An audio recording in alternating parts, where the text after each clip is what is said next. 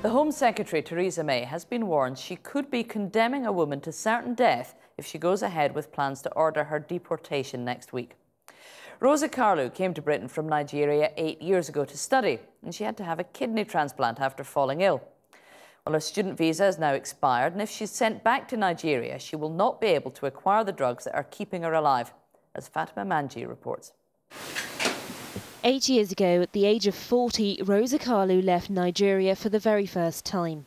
She came to Britain to study development at the University of Leeds. Her plan was to use her knowledge to change Nigeria. But she soon found it was her own life that changed. At a regular checkup here in the UK, Rose was diagnosed with kidney failure.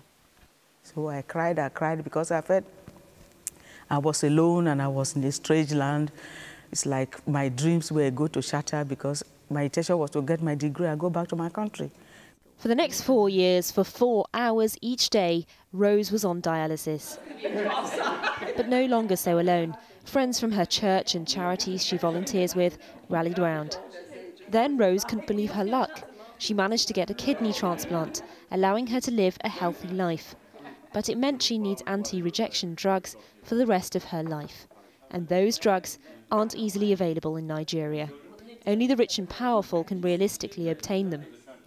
Rose says the NHS gave her life, but if she's deported, the British state will be taking it away. There's no way I can survive except you just want me to go back and die. They say, oh, there's evidence that there is medication in Nigeria. I say, it's not that there's evidence in medication in Nigeria. Is it really there? It's not what you read online. Those who are treating Rose argue the NHS has already spent several £100,000 in giving her a transplant. And it's not just the waste of money.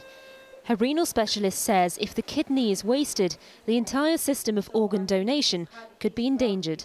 When a family gives permission for us to use an organ, they have to trust that we will use that kidney in the best possible way. I'd be worried if this decision goes ahead that would undermine that trust and reduce the possibility of people giving permission to allow us to use their organs.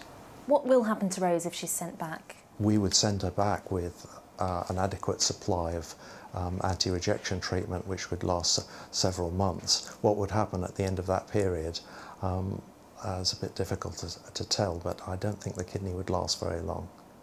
And without her functioning kidney transplant, she would surely die. Rose's case will reopen the debate about so-called health tourism. Immigrants and visitors who come to the UK expecting the NHS to pick up the bill for their healthcare. But Rose didn't know she was ill. I didn't come here because I was ill. You know what I mean? I never knew I was ill when I came here.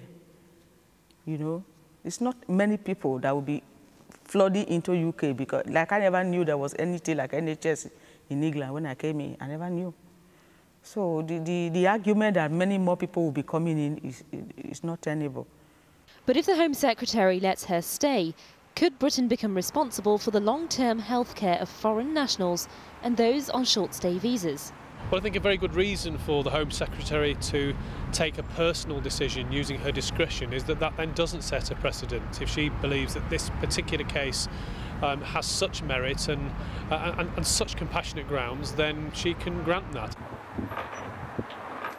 Rose expects to hear the Home Secretary's decision next week. The Home Office told us it would be inappropriate to comment while there are ongoing legal issues. Fatima Manji, Channel 4 News, Leeds.